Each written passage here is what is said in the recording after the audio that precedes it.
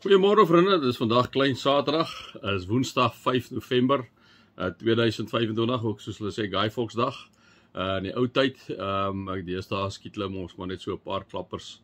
Kyk maar mooi na julle honde ook vanaand, maar kyk maar mooi na hulle oortjies en goed. Vriende, dan net miskien een ding, Sondag gaan Laurens is ons kleingroep leier van die kleingroep bediening. Hy gaan vir 'n bietjie hierdie Sondag praat oor kleingroepe. Ons het 'n bietjie navorsing gedoen in ons gemeente oor kleingroepe en hoe mense daaroor voel, en hy gaan sommer so 'n bietjie terugvoer daaroor ook gee Sondag, so julle is baie welkom, en so lekker wees om julle ook daar te sien. Net vriende, van die dankbaarheidsofferkant af, vir julle kom sê baie dankie vriende. Ons het 140.000 as ek dit nou nie mis het nie. Ek dink ek is 140.000 begroot en ons het die getal gekry.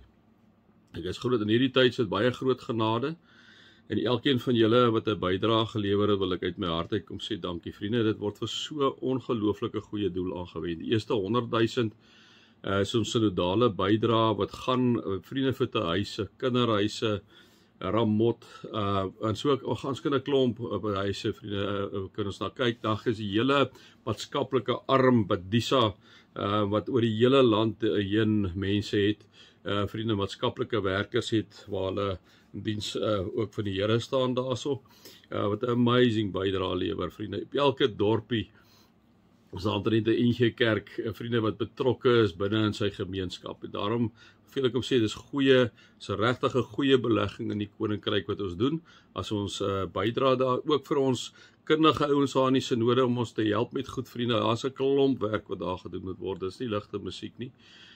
Dis 'n ondankbare werk baie keer wat daar gedoen word, baie kere hoor hulle net klagtes, maar is 'n ongelooflike werk. Bid ook vir hulle asseblief, vriende.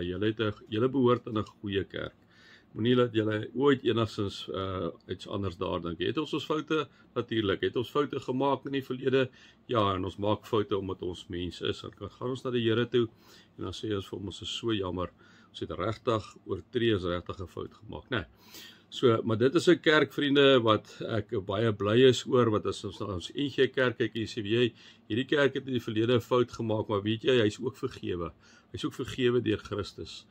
Sy bloed is ook oor hierdie kerk, vriende, en dan is ek trots op daai kerk, want dit is maar 'n gewone kerk. Dit is nie 'n kerk wat 'n klomp heiliges bestaan, wat toe haai toe kan baie is gebroke mense wat in ons kerk behoort, vriende. Dis mense wat nie altyd al die wysheid het nie, mense wat nie altyd al die insig het oor hoe om sekere situasies te hanteer nie, maar vriende, hulle is altyd bidend op soek na God se wil, en hulle is die een ding wat hulle uitlewe, is die groot gebod, om God lief te hê met hulle hele hart, siel en verstand, en om hulle naaste lief te hê soos hulle selfs, hergedefinieer deur Jesus in Johannes 13:34 en 35, julle moet mekaar lief hê, sê hy vir sy disippels, soos ek julle het, sodat die wêreld kan sien dat julle my disippels is.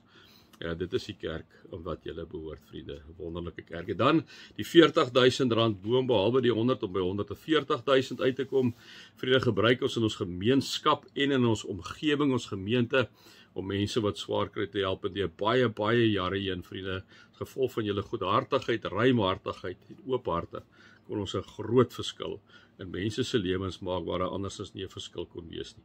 So weer eens van my kant af, baie dankie. Ek weet, julle doen dit nie vir 'n kerk of vir mense nie, julle doen dit vir die Here, maar ek wil net van my kant af julle kom sê, ek het groot waardering vir julle.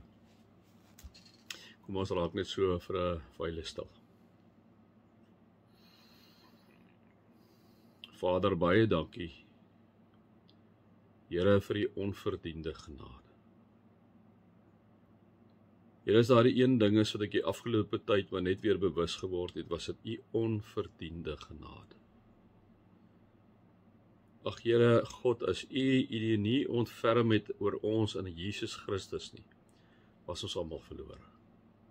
As u ons moes opskroewe oor wat ons verkeerd doen, is ons almal verlore. Dankie vir u genade. Dankie vir u onuitputlike liefde. Onverdiende liefde alleen. Dankie daarvoor, Vader. Amen. Vriende, mag daar vir julle genade en vrede en oorvloed wees van hierdie wonderlike God van ons. Van hierdie wonderlike God wat kom openbaar in Jesus Christus sy Seun, en wat hom verder kom openbaar in die Heilige Gees, die drie enige God, God die Vader, God die Seun en God die Heilige Gees. Vriende, ja, soos ek vir julle gesê het, ons is nou hierso aan die einde van Efesiërs, die boek Efesiërs, waar Paulus natuurlik lekker prakties nou raak. Ons het 'n bietjie gepraat waar ons moet lewe as mense van die lig, wat hy vir hulle sê, waar ons 'n bietjie oor die huwelik stilgestaan, man en vrou, ons 'n bietjie by ouers en kinders stilgestaan, gister 'n bietjie stilgestaan by slawe en eienaars, hergedefinieer in ons moderne konteks, werknemers, werkgewers. En dan, vriende, kom staan ons stil hierso by vers 10. Ek gaan môre met julle spesifiek praat oor die wapenrusting, maar vandag gaan ek net by so 2-3 versies stil staan, want ek dink dis ongelooflik belangrik. Die konteks van Efesiërs is 'n hawenstad, omring deur heidene, vriende. Hulle was deel van daardie gemeenskap, hulle het tot bekering gekom, het aan Jesus, hulle lewe aan Jesus oorgegee. Daarom kom sê Paulus, nee, laat die gees julle vervul. Kom sê hy vir hulle, julle gees en gedagtes moet nuut word, lewe as nuwe mense wat as die beeld van God geskep is. Dubbelpunt, lewe volkome volgens die wil van God en wees heilig. Kom sê hy vir hierdie gemeenskappe en vir die breër gemeenskap in Klein-Asië, moderne Turkye, nee. Kom sê hy, julle is anders. Dit is waar die hele gedeelte ook gaan. Dan kom hy en sê hy, so vir, onthou nou vir hierdie mense in hulle konteks, nee, in hierdie hawenstad, tussen al hierdie heidene, liewe vriende, word ook maar aangeval deur 'n klomp dwaalleraars en 'n klomp ander goggas uit hulle verlede uit en wil so maklik terug en dan kom sy, weet jy, verder nog dit sê Paulus. Ek het 'n bietjie met julle gechat oor die man en die vrou verhouding, 'n bietjie met julle gechat oor die ouers en die kinders, ek het 'n bietjie met julle gechat in hulle konteks oor die slawe en die eienaars en ons konteks, werkgewers, werknemers, maar nou wil ek nog ietsie vir julle sê. Ek wil net nog ietsie vir julle sê hy. Soek julle krag in die Here en in sy groot mag. Soek julle krag in die Here en in sy groot mag. Vriende, dis 'n klein versie, maar 'n enorme groot vers. Paulus kom sê vir hulle, moenie julle krag in julle self soek nie. Julle gaan dit nie maak nie.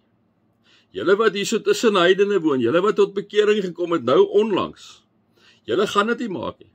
Julle gaan nie uit eie krag uit in weerstand bied nie. Julle gaan val. Die versoekings gaan julle oorweldig. Nee, kom sê Paulus, as ek nog vir julle iets kan sê, ek wil 'n paar goed vir julle sê Paulus, kom ek sê vir julle, soek julle krag in die Here en sy groot mag. En liewe vriende, die oomblik wanneer ons God se krag soek,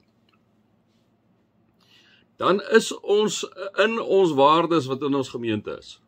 Hoe soek jy God se krag? Hoe soek jy, vriende, die Here se mag? Jy soek dit deurdat jy 'n lewende verhouding met hom het. Jy soek, ek gaan nou oor die lewende verhouding praat. Jy soek dat jy in Jesus se voetspore volg. Jy wil graag dat die Heilige Gees deur jou werk. Nou, hoe kry jy hierdie lewende verhouding? Deur geloofsvormende gewoontes. Dit is deel van ons waardesisteem, né? Wat is geloofsvormende gewoontes? Om te wandel in die woord, vriende, om te kyk wat sê die Here in die woord vir jou en vir my. Om met hom te praat, gedurig met hom te praat. Ons noem dit gebed. Om te reflekteer oor 'n gedeelte, om te mediteer oor 'n gedeelte, om 'n gedeelte te vat, 'n perikoop, liewe vriende, selfs 2 of 3 verse in jou sak te sit, op te skryf in jou dagboek of jou selfoon op jou notepad te skrywe en die hele tyd vir 'n week of 2 weke oor daardie vers te mediteer en sê, Here, wat wil U vir my sê? En dat wanneer jy begin hoor wat uit hierdie teks kom, sê, Here, help my om hierdie goed wat U hier sê te loop uitlewende. Dis geloofsvormende gewoontes. Geloofsvormende gewoontes om van die tekste uit die Bybel te memoriseer, sodat jy met mense kan praat. Nie om te brag nie, net omdat jy lief is vir die Here. Nee. Liewe vriende, om te journal, om 'n gedeelte te vat en te journal, terwyl jy dit lees, om 'n joernaal te skryf en sê, Here, ek hoor dit wat U sê. Here, vandag was my lewe soos ek nou na die teks kyk, sal hierdie teks my hiermee kan help. Here, sal hy my daarmee kan help. Nee. Journal.